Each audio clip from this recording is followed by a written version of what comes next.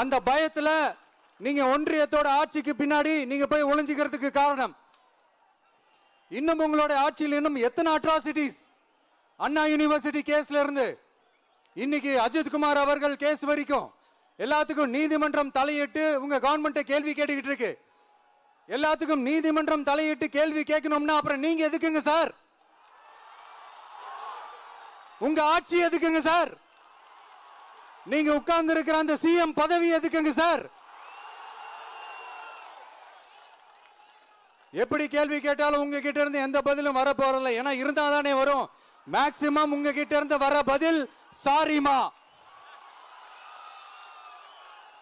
தெரியாம நடந்துருச்சுமா, இல்லனா நடக்க கூடாதது நடந்துருச்சுமா, சாரிமா, அவ்வளவுதானே.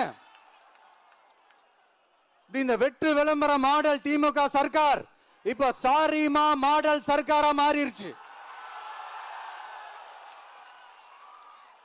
இப்படி இருக்கிற இந்த இன்எபிலிட்டி கவர்மெண்ட் இந்த ஆட்சியை விட்டு போறதுக்குள்ள நீங்க செஞ்ச எல்லா தப்புக்கும் பரிகாரமா சட்டம் ஒழுங்க சரி செஞ்சே ஆகணும். இல்லனா மக்களோட மக்களா ஒன்னா நின்னு உங்களை சரி செய்ய வைப்போம். டிவிகே சார்பா அதுக்கு உண்டான அத்தனை போராட்டங்களும் எடுத்து நடத்தப்படும். தேங்க்யூ.